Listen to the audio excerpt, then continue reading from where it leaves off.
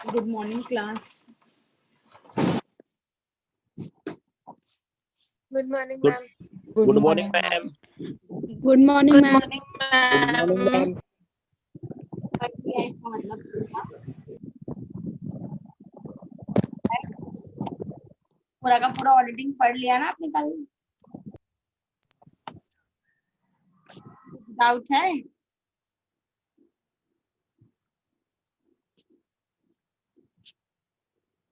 Yes, कुछ questions पूछो कल के, इसमें से दो दो तीन, फिर आगे बढ़े।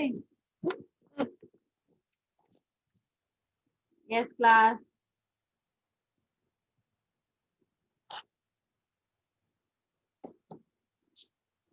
पूछो? नहीं मैम। हाँ मैम पूछो। नहीं मैम, ये कौन था? ये शुभम ही होगा, उसी की आवाज लग रही थी। क्या किया फिर कल? मैम बस टेक्स्ट बुक देख रहा था खोल खोल के। सारे टेक्स्ट बुक देख लिए? मैम कुछ समझ में नहीं आ रहा था। क्या ऑडिटिंग बोल रहा है कि दूसरा सब्जेक्ट भी बोल रहा है? बाकी भी थोड़े थोड़े गुड। 6 महीने हो गए ना मैम, इसीलिए। एंजॉय किया ना 4-5 महीना? नहीं मैम, कहाँ मुझे फुर्सत मिलती है, जॉब पे जाना रहता है। अच्छा, एक मगजमारी। ठीक है, तो मुझे बोलो, वो प्रोफेशनल एथिक्स एंड मिसकंडक्ट है ना, उसमें से पूछ रही हूँ। फर्स्ट शेड्यूल के पार्ट 1 में कितने क्लॉजेस है?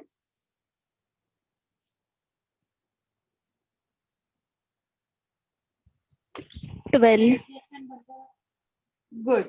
कितने क्लॉज है? 12। और वो किसको रिप्रेजेंट करता है? प्रैक्टिस। वेरी गुड, जो प्रैक्टिस करता है उसको रिप्रेजेंट करता है। आपको क्वेश्चन समझ में आ रहा है सबको? क्योंकि हम क्लास में तो ये वाले चैप्टर में तो क्लास में सिर्फ और सिर्फ 12 से 13 बच्चे थे, बाकी कोई भी नहीं थे। तो ये क्वेश्चन समझ में आ रहा है आपको? क्या है ये क्लॉज, मतलब क्या है शेड्यूल, मतलब क्या एक्सप्लेन करता है? मिसकंडक्ट मतलब समझ में आ गया है?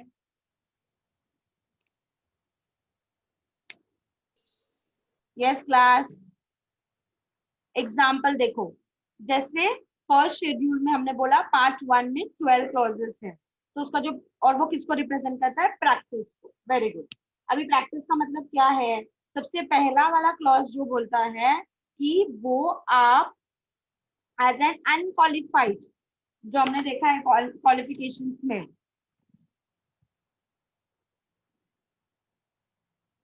उसका वो चीजें उसके अंदर नहीं आनी चाहिए। राइट? मतलब वो आप करोगे तो आप गलत हो जाओगे, आप आपके प्रोफेशन में क्या कर रहे हो? गलत चीजें कर रहे हो। राइट? नेक्स्ट, आपका क्लॉज 2 क्या बोलता है? कि आप किसी को कमीशन नहीं दे सकते हो। किसको? इन द सेंस, आप जिसको अपॉइंट करने वाले, जैसे लॉयर्स हो गए, ब्रोकर्स हो गए, आपको कुछ कमीशन नहीं देना है किसी को भी। आपको किसी से काम नहीं करवाना है, वो कंपनी देखेगी क्या है। आपके साइड से कुछ कमीशन नहीं जाना चाहिए किसी थर्ड पार्टी को। फिर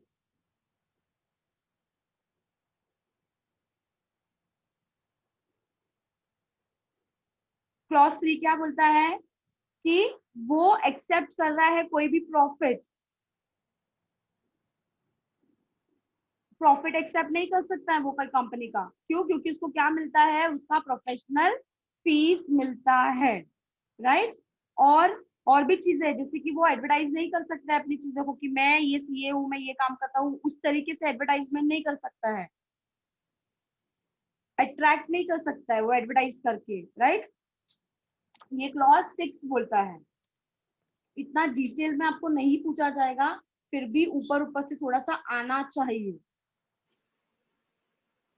सीए है तो अपने विजिटिंग कार्ड्स में वो ये नहीं लिख सकता है कि वो इनकम टैक्स कंसल्टेशन करता है। वो प्रैक्टिस कर रहा है कहीं पे, तो उसका काम सिर्फ और सिर्फ ऑडिट करना है। राइट? ये क्लॉज 7 बोलता है। ठीक है। पार्ट 2 शेड्यूल 1 में किसके लिए होता है?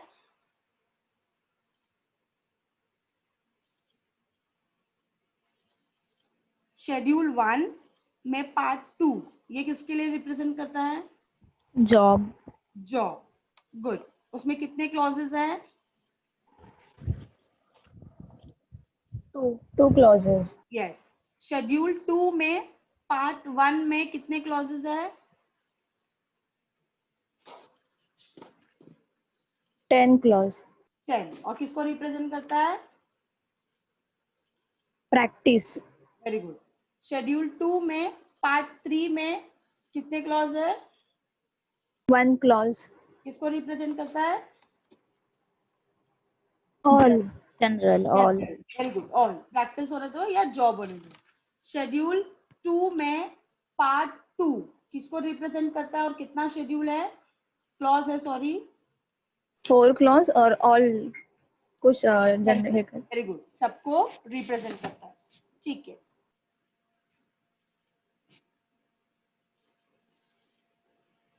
इसके अंदर और क्या पूछ सकते? ठीक है. मॉड्यूल 2 क्या है आपका? ऑडिट ऑफ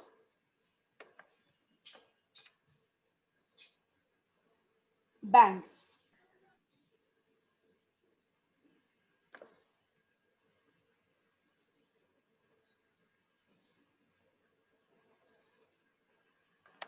इसके अंदर कुछ क्वेश्चंस तो सिमिलर थे, बराबर ना? ऑडिटर अपॉइंटमेंट, क्वालिफिकेशन, डिसक्वालिफिकेशन, बराबर. ये आपका सेम ही है जो आपने ऑलरेडी वहां पे भी पढ़ा हुआ है. वही क्वालिफिकेशन और डिसक्वालिफिकेशन यहाँ पे भी अप्लाई होता है. यहाँ पे क्वेश्चंस आपका अपॉइंटमेंट में आ सकता है कि शेड्यूल बैंक्स में कौन अपॉइंट करता है, नेशनलाइज बैंक में कौन अपॉइंट करता है ऑडिटर को, स्टेट बैंक ऑफ इंडिया में कौन करता है, स्टेट बैंक ऑफ इंडिया में कौन अपॉइंट करता है?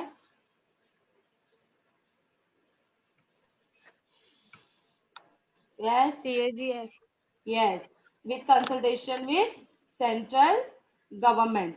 जहां पे भी गवर्नमेंट की चीजें आती है वहां पे CAG ही आएगा, controller and auditor general of India. Again इसका फुल फॉर्म पूछ सकते हैं कि CAGAI क्या है? Controller and auditor general of India. Very good. फिर इसमें रेम्यूनरेशन में आपको क्वेश्चन पूछ सकते हैं कि कौन रेम्यूनरेशन डिसाइड करता है. जैसे सब्सिडीज ऑफ SBI, तो कौन रेम्यूनरेशन फिक्स करेगा? जो सब्सिडीज है SBI के, उसके ऑडिटर्स का रेम्यूनरेशन कौन फिक्स करेगा? State Bank of India. Yes. State bank of India वो हेड है. अपॉइंटमेंट भी उन्हीं के कंसल्टेशन से ही होता है उसके सब्सिडरीज का, तो रेम्यूनरेशन भी वही फिक्स करेगा. रीजनल रूरल बैंक्स का? Central Government. यस. बैंक्स के कंसल्टेशन के साथ में सेंट्रल गवर्नमेंट फिक्स करती है. गुड. ये क्वेश्चन इसमें से पूछ सकते हैं आपको अपॉइंटमेंट्स में और रेम्यूनरेशन में. फिर बैंकिंग सेक्टर में तो एज सच तो उन्होंने सिनारियो दिया हुआ है जो हमें पहले से ही पता है. कमर्शियल बैंक है, उसके अंदर पब्लिक है, उसके अंदर प्राइवेट है, रीजनल रूरल बैंक्स है, कोऑपरेटिव बैंक्स है, डेवलपमेंट बैंक्स है. फिर कुछ एक्ट्स जो एप्लीकेबल होते हैं बैंक्स के अंदर, तो उससे पूछ सकते हैं कि कौन से एक्ट इसमें से जो है जो एप्लीकेबल नहीं होते. जैसे कि क्योंकि हो सकते हैं ये क्वेश्चन तो नहीं आएगा क्योंकि आंसर एक ही चाहिए. तो जैसे कि इंश्योरेंस एक्ट दे दिया, मतलब ये बैंक्स के अंदर एप्लीकेबल नहीं होते हैं. बैंक्स के अंदर banking regulation act, state bank of India act, state bank of India subsidiaries act, regional rural act, companies act, RBI act and information technology act, यही एप्लीकेबल होते हैं. इंश्योरेंस एक्ट इंश्योरेंस के audit के अंदर applicable होगा, ना कि banking के अंदर. फिर ऑडिट रिपोर्ट जो अपॉइंट करेगा उसी को रिपोर्ट सबमिट करना है. मेनली यहाँ पे आपका स्टेट बैंक ऑफ इंडिया है और सब्सिडरीज ऑफ SBI है और रीजनल रूरल बैंक है, राइट. फिर इसके अंदर LFAR इसका फुल फॉर्म पूछ सकते हैं. क्या है full form? Long form audit report. Yes. Long form audit report. ये बैंक्स को नॉर्मल रिपोर्ट के साथ, जो हमने ऑडिट रिपोर्ट फर्स्ट मॉड्यूल में पढ़ा है उसके साथ ये रिपोर्ट भी सबमिट करना होता है। इसका स्पेसिफाइड ये होता है फॉर्मेट, जिसमें वो क्वेरीज के टाइप में होता है, बराबर ना। जरूरी नहीं है क्वेश्चन एरे के टाइप में, क्वेरीज बोल रही हूँ, क्वेश्चन एरे के टाइप में क्वेश्चंस पूछे जाते हैं इसके अंदर। जरूरी नहीं है कि सामने वाला आंसर यस और नो में ही दे, उसको इलॉबरेट भी कर सकता है वो। क्वेश्चन एरे का मतलब क्या होता है, उसमें भी open ended and close ended होता है, जो आपने पढ़ा हुआ है रिसर्च मेथोडोलॉजी में। तो ओपन एंडेड और क्लोज एंडेड जरूरी नहीं है कि वो यस और नो में ही हो, वो ओपन एंडेड है, उसके अंदर वो उनको और एक्सप्लेनेशन देना है तो वो एक्सप्लेनेशन भी दे सकते हैं। ये होता है long form audit report. Performance of audit report बोला है, कैसे वो लोग अपना काम शुरू करते हैं। प्रिलिमिनरी वर्क, ऑब्वियसली पहले उसको खुद को देखना पड़ेगा, हमने ये पहले भी पढ़ा हुआ है। यहाँ पे जब हमने 5th सेमेस्टर में पढ़ा था, 5th सेमेस्टर में सबसे पहले हमने क्या देखा है कि जब भी कोई भी ऑडिटर होता है, ऑडिट करने से पहले वो पहले नॉलेज एक्वायर करता है। किसी को याद है प्री कमेंसमेंट कंसिडरेशन? उसमें पहले क्या करता है, वो देखता है कि कौन सा टाइप का ऑडिट है, वो एप्लीकेबल होगा, डिपेंड करेगा कंपनी टू कंपनी। जैसे बैंकिंग कंपनी है तो बैंकिंग को कॉन्करेंट ऑडिट करना कंपलसरी है। कितना % ट्रांजैक्शंस कॉन्करेंट में जाता है?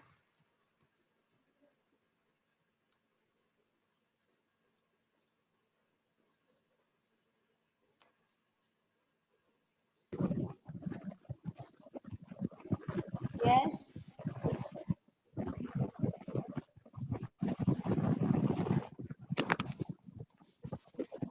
कितना % ट्रांजैक्शन कॉन्करेंट ऑडिट करना पड़ता है बैंकिंग कंपनीज को?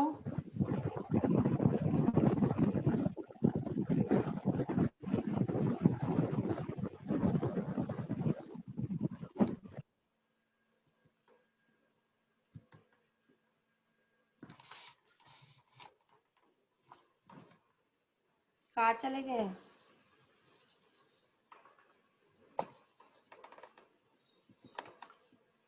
क्वेश्चन ही नहीं समझा? Yes class.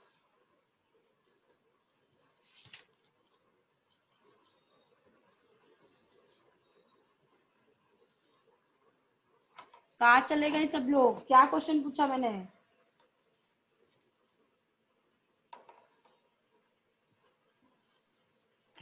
मैम 25%।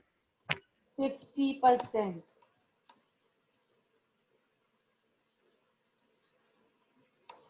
50%।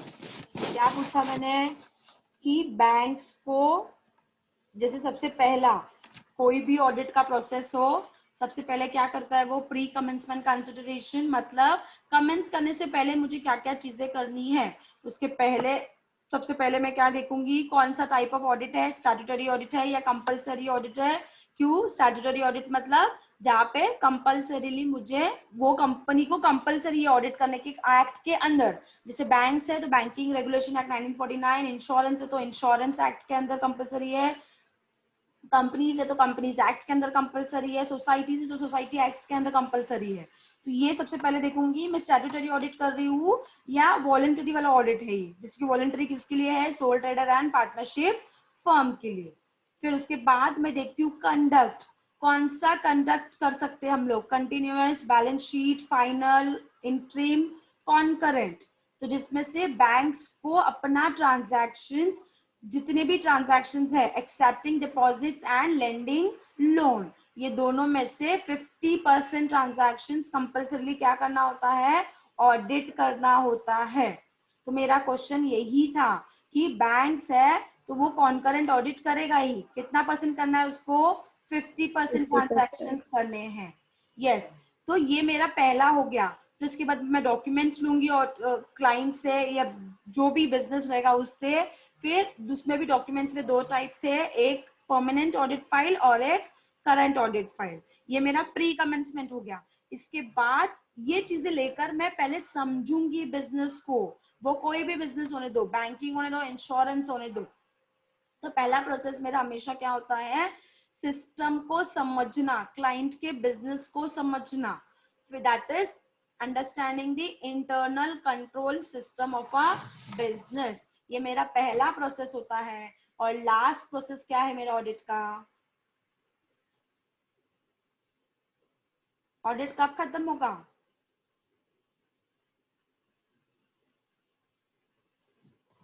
कब खत्म होगा क्लास? कैसे बिहेव कर रहे हो?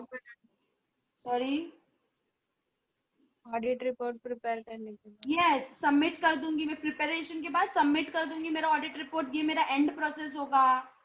यही चीजें लिखी हुई है आपके परफॉर्मेंस ऑफ ऑडिट वर्क में, उन्होंने, हमने ये चीज ऑलरेडी पढ़ा हुआ है। Evaluation of internal control system से लेके सबमिशन ऑफ ऑडिट रिपोर्ट, ये मेरा फाइनल स्टेप है। इसके अंदर आप ऑडिट प्लान करोगे, ऑडिट प्रोग्राम बनाओगे, एविडेंसेस कलेक्ट करोगे, नोटबुक बनाओगे, वर्किंग पेपर कलेक्ट करोगे। ये सारा आपका बीच का प्रोसेस है। शुरू होता है मेरा इंटरनल कंट्रोल को इवैल्यूएट करने से लेकर submission of audit report. In case of bank there are 2 reports, जैसे अभी हमने डिस्कस किया। मेन रिपोर्ट तो उसको सबमिट करना ही है, जो हमने पहले देखा है। उसके बाद उसको लॉन्ग फॉर्म ऑडिट रिपोर्ट करके भी सबमिट करना होता है, जो क्वेश्चनरी फॉर्म में होता है। जरूरी नहीं है कि वो क्लोज एंडेड हो, ओपन एंडेड होना चाहिए। उन क्लाइंट को उसमें एक्सप्लेन करना है कुछ भी क्वेरीज जो रेज किया है ऑडिटर ने, तो उसको आंसर कर पाए सामने वाला अपना एक्सप्लेनेशन के साथ। मैं जो बोल रही हूँ समझ में आ रहा है? Yes, ma'am. फिर इंटरनल कंट्रोल दिया है, जिससे हमने देखा कि सबसे पहले ऑडिटर हमेशा क्या करता है, इंटरनल कंट्रोल सिस्टम को समझने की कोशिश करता है। तो इंटरनल कंट्रोल सिस्टम कैसे स्टैब्लिश करना चाहिए बैंक को? इंटरनल कंट्रोल सिस्टम का मतलब क्या है?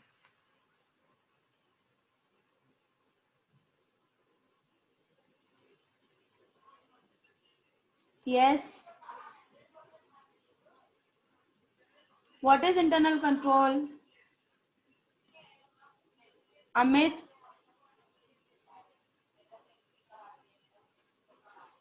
yes Amit, what is internal control system?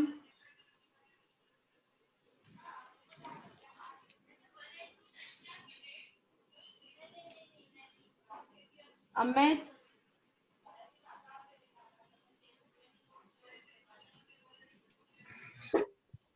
Internal system क्या होता है? मैम जो हम लोग इंटरनली मतलब कंपनीज अपने अंडर में करे, मोस्टली आइडिया नहीं है मुझे उसका प्रॉपर्ली। आइडिया नहीं है, क्या बोला? मतलब इंटरनल कंट्रोल मतलब जैसे कंपनी के इनसाइड जो हम लोग कंट्रोल करते हैं, ऑडिट को कैसे क्या फॉर्म करना है वगैरह वो सब। जो सिस्टम मैनेजमेंट क्लाइंट ने इस्टेब्लिश किया हुआ है, राइट? यस मैम, वो इंटरनली मैम, यस बोल रहा था। यस, किसी ने कुछ बोला? मैम ये टॉपिक पूरा कैंसिल करवाया था माला मैम ने। ये नहीं करवाया है?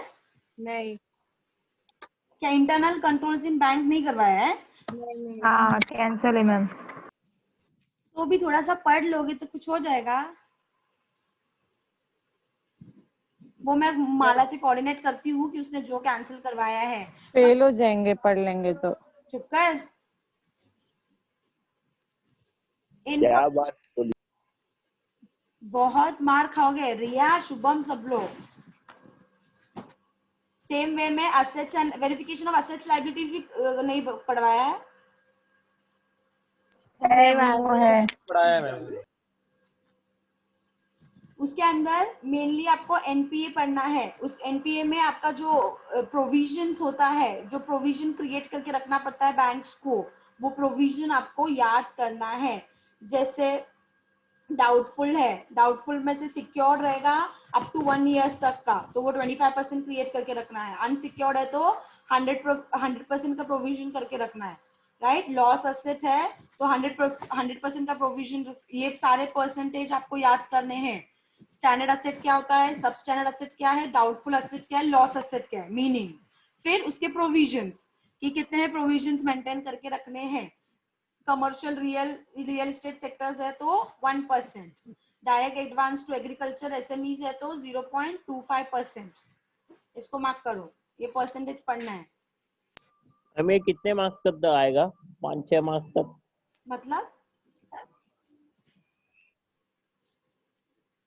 मतलब नहीं समझा तेरा। मैम इसमें से जैसे कि आप ये डायरेक्ट एडवांस, तो इसमें हम लोग को बताना रहेगा 0.25%। हाँ, ऐसा आपको आएगा पूछा MCQ जाएगा कि में। सब स्टैंडर्ड एसेट के अंदर डायरेक्ट एडवांस टू एग्रीकल्चर के लिए कितना प्रोविजन है, जी, तो आप कितना बोलोगे 0.25। 25%। यस, लॉस एसेट के अंदर कितना प्रोविजन है,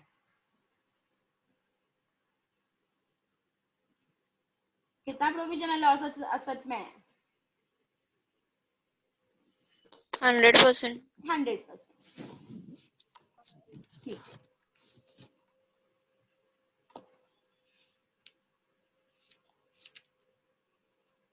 बाकी सब तो ऑडिटर्स का ड्यूटी बताया है, इंडिविजुअली करंट अकाउंट में कैसी ड्यूटी है, सेविंग में कैसा ड्यूटी है, उसको भी गो थ्रू करो। कॉन्करेंट देखो लिखा हुआ है इधर भी, हमने ये ऑलरेडी भी पढ़ा हुआ था।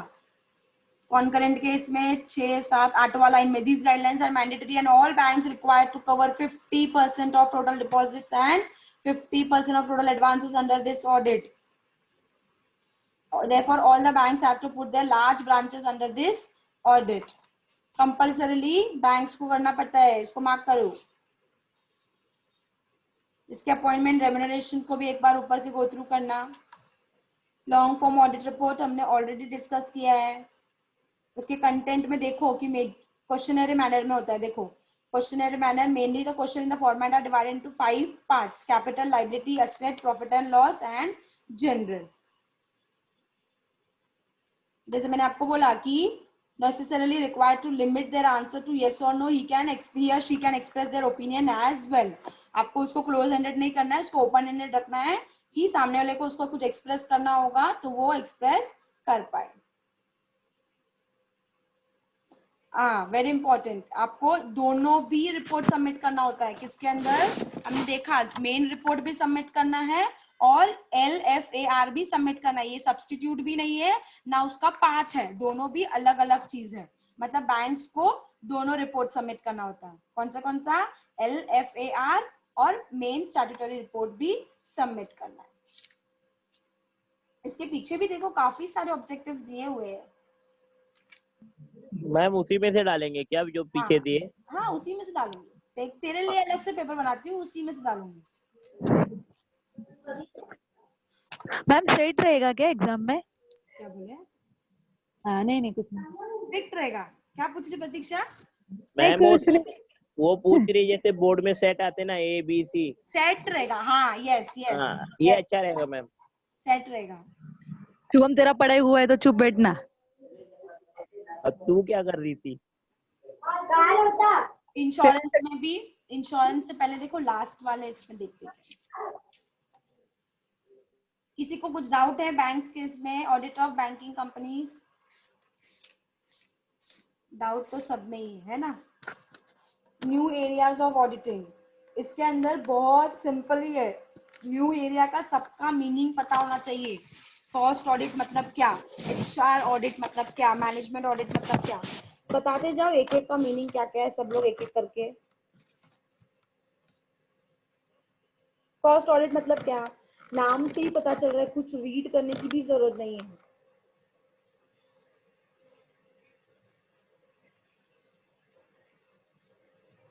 कहाँ चले जाते हैं जब मैं क्वेश्चन पूछती हूँ तो? मैम पेज नंबर ढूंढ रहे हम लोग। मतलब बोलो, अभी तक हमने बुक को ठीक तरीके से खोला भी नहीं है कि जैसे मैं नाम बोलूं वैसे पता चल जाना चाहिए कि कौन से मॉड्यूल से मैम बात कर रही है। मैंने इंश्योरेंस को छोड़ दिया, इसका मतलब नेक्स्ट मॉड्यूल न्यू एरियाज है जिसके अंदर ही है ऑडिट के अलग अलग टाइप्स है। मिला क्या ढूंढ के? इंश्योरेंस का चैप्टर नहीं आएगा? 157 इंश्योरेंस का चैप्टर भी आएगा। इन शॉर्ट सब आएगा ना मैम? हाँ सब ही आएगा, ऑब्वियसली सब आएगा। ओके मैंने आपको बोला था कि 5 सेक्शन है ना, 10 डिवाइड नहीं करने वाली हूँ सेक्शंस को, नो डाउट, पर 5 सेक्शंस है, 50 मार्क्स का पेपर है ना, तो 5 मॉड्यूल में से इक्वल वेटेज देने की कोशिश करूंगी। इक्वल नहीं हो पाया, लास्ट वाला मॉड्यूल जो है हमारा प्रोफेशनल एथिक्स एंड मिसकंडक्ट, उसमें से 2-4 क्वेश्चंस कम करके फर्स्ट वाले मॉड्यूल से ज्यादा क्वेश्चंस पूछेंगे।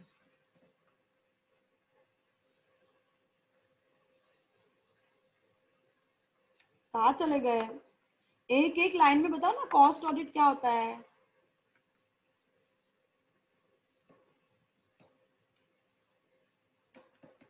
मैम जो नॉर्मल ऑडिट होता है जो सीए कंडक्ट करता है। वही कॉस्ट ऑडिट है अतीरा। जो नॉर्मल ऑडिट होता है वो ओवरऑल ऑडिट होता है, right? Cost account conduct, cost account. ये जो न्यू एरिया निकला है, ये ऑडिट तो पता है हमें। ऑडिट का मतलब क्या होता है? चेक करना, रिव्यू करना, एग्जामिन करना, राइट, कंपेयर करना। अभी हमने न्यू ट्रेंड निकाला है कि हम ये चीजें में भी चेक करने लग गए हैं। स्पेसिफिकली ये चीज को जैसे कॉस्ट है। कॉस्ट मतलब स्पेसिफिकली मैं एक प्रोडक्ट मुझे सेल करना है, हमने कॉस्ट अकाउंटिंग पढ़ा है, तो ये कॉस्ट का ही मैं सिर्फ ऑडिट कर रही हूँ, बाकी मैं कोई चीजों को ध्यान नहीं दे रही हूँ। मतलब पर्टिकुलरली मैं एक मोबाइल मैन्युफैक्चर करके बेचना है मुझे, तो इसका कॉस्ट को मैंने जो इवेल्युएट किया है, जो इनडायरेक्ट डायरेक्ट कॉस्ट है, वो सारा ऐड करके मैं उसके अंदर प्रॉफिट ऐड करके सेल करने वाली हूँ, that is selling price.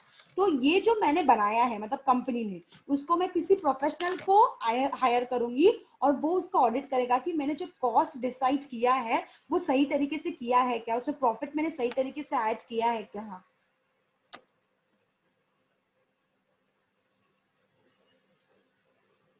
Right? अभी कंपलसरी किया गया है किसके अंदर? स्टैट्यूटरी ऑडिट के अंदर। पर ये स्पेसिफिकली किसके लिए होता है? आपका कॉस्ट के रिलेटेड जानने के लिए कि कंपनी कॉस्ट को कैसे इनकर कर रही है, वो सही तरीके से किया है क्या कंपनी ने, वो भी एक इंपॉर्टेंट फैक्टर ही है। अभी क्लियर है? Yes ma'am. किसके लिए होता है ये? ज्यादातर आपके प्रोडक्शन, जो मैन्युफैक्चरिंग कंसर्न रहता है, उनके लिए ज्यादा ये जरूरी है। एचआर ऑडिट क्या है?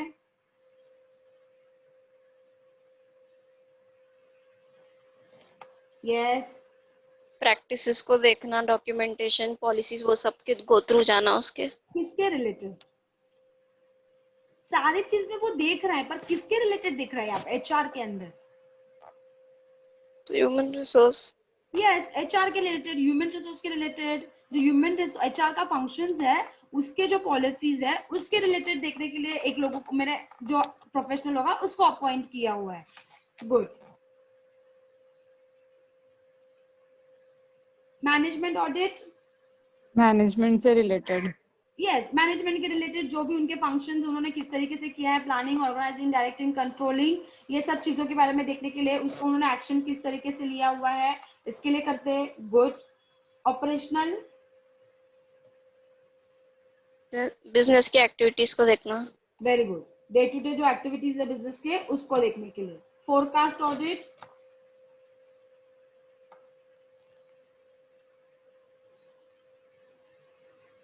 मैम यस, फ्यूचर में क्या क्या मतलब मेरे को चेंजेस चाहिए उसके हिसाब से। Very good. जैसे कि आपने कहा था कि एक ऑडिटर आपको फ्यूचर के प्रॉफिटेबिलिटी के बारे में नहीं बताता है, स्टैट्यूटरी ऑडिटर बताता है कि आपको फ्यूचर के बारे में। जो स्टैट्यूटरी ऑडिटर रहता है वो आपको फ्यूचर के बारे में बताता है क्या? नहीं। No ma'am. फ्यूचर के बारे में नहीं बताता है। उसका काम फ्यूचर प्रॉफिटेबिलिटी पे नहीं है, जो करंट सिचुएशन है वो उस पे कमेंट कर सकता है, ताकि वो अभी जो स्टेटस है, हाँ अभी का प्रॉफिट इतना है, अभी का लॉस इतना है, वो फ्यूचर के बारे में नहीं बता सकता है। तो कंपनी को जाननी है कि फ्यूचर के बारे में कैसे है, क्योंकि जो फ्यूचर फोरकास्ट करूंगी तो ही मैं प्लान कर पाऊंगी कि मुझे चीजें कैसी करनी है। गुड अतीरा। उसी के लिए फोरकास्ट ऑडिट, फोरकास्टिंग के लिए एक ऑडिटर को अपॉइंट करते हैं जो फोरकास्ट करेगा बेस्ड ऑन अभी के सिचुएशंस को, जो वेरिया रहेगा उसको आइडेंटिफाई करेगा और वहां पे हम लोग इंप्रूवमेंट ला सकते हैं। सोशल ऑडिट, सोसाइटी के वेलफेयर को देखना। Very good. आता है पर बोलना नहीं है या सीखना भी नहीं है। टैक्स ऑडिट, अगेन इसका सेक्शन वेरी इंपॉर्टेंट है। सेक्शन पूछ सकते हैं किसके सेक्शन के अंदर इसको ये सेक्शन के अंदर आता है कुछ 44 AB। यस, 44 AB, और उसके अंदर क्राइटेरिया होता है, वो क्राइटेरिया आप फुलफिल करते हो तो आपको ये कंपलसरी हो जाता है, बराबर ना?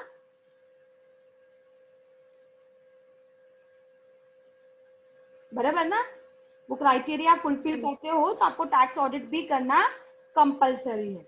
जैसे कि आपका बिजनेस का टर्नओवर, सेल्स का टर्नओवर 1 करोड़ से ज्यादा होगा तो आपको टैक्स ऑडिट करना कंपलसरी है। उसकी कंडीशंस भी देखो,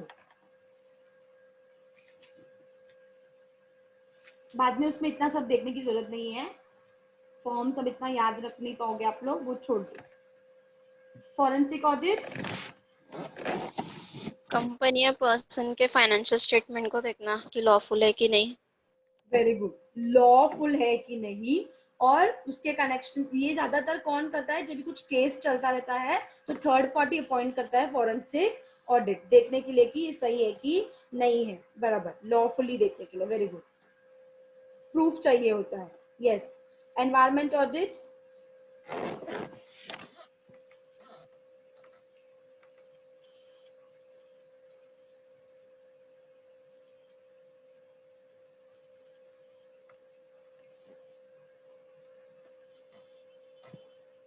यस,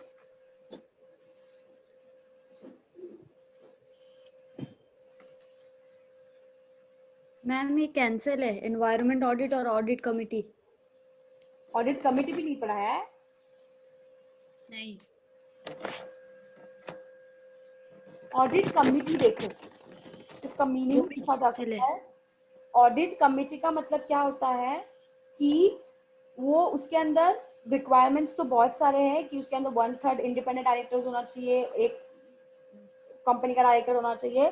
वो नहीं भी पढ़ोगे तो ठीक है, मीनिंग पता होना चाहिए कि कंपनी ऑडिट क्या है। कंपनी ऑडिट कमिटी होती है।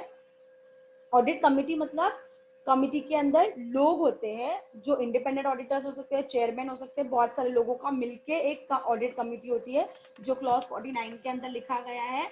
इसके अंदर ये लोग क्यों ये कमिटी फॉर्म किया गया है, जो कंपलसरी है अभी, ये लोग इंटरनल ऑडिटर को देखते हैं, क्योंकि हमने देखा है कि कुछ कंडीशंस फुलफिल होने के बाद कंपनी को कंपलसरीली इंटरनल ऑडिटर को अपॉइंट करना होता है, बराबर ना? वो कंडीशंस में हम नहीं चाह रहे हैं, कुछ कंडीशंस हैं जो फुलफिल करने के बाद कंपनी को कंपलसरीली इंटरनल ऑडिटर को भी अपॉइंट करना है, राइट? तो उसको जो अपॉइंट करना है वो क्या काम कर रहा है, इसको कौन रिव्यू करेगा? ऑडिट कमिटी रिव्यू करेगी। प्लस ये तो हो गया external auditor. External auditor appoint हो गया है, अपॉइंटमेंट हमने सब देख लिया है, वो उसका काम कैसे हो रहा है, उसने अपना रिपोर्ट कैसे है, वो सारी चीजें भी कौन देखती है? ऑडिट कमिटी देखती है। इसका मतलब ओवरऑल ऑडिट जो है वो सब कुछ कौन देखता है? ऑडिट कमिटी देखता है। वो इंटरनल ऑडिटर होने दो या एक्सटर्नल ऑडिटर होने दो, सिर्फ इतना पता होना चाहिए आपको। ऑडिट कमिटी का मीनिंग समझ में आ गया? Yes ma'am. क्या बोला? ऑडिट कमिटी मतलब क्या?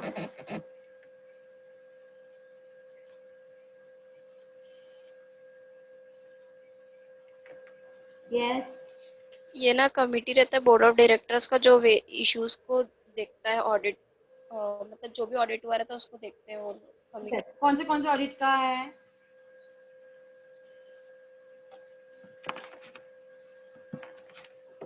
इश्यूज देखता है, परफेक्टली बराबर बोल रहे हो आप, कि ये सारी चीजों को रिव्यू करता है, चेक करता है। किसके?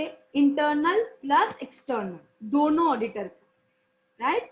इंटरनल ऑडिटर का भी अपॉइंटमेंट, उसका काम सब रिव्यू करेगा, और एक्सटर्नल अपना काम किस तरीके से कर रहा है, वो रिपोर्ट किस तरीके से सबमिट कर रहा है, वो भी ऑडिट कमिटी ही देखती है।